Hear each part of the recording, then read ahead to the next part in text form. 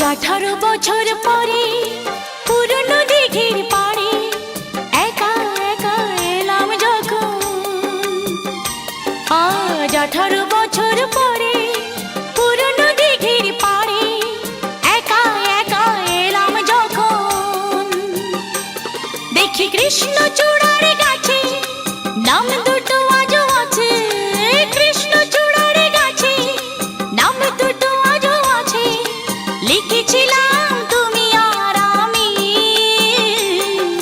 কিশোর কিশোরী ছিলাম যখন।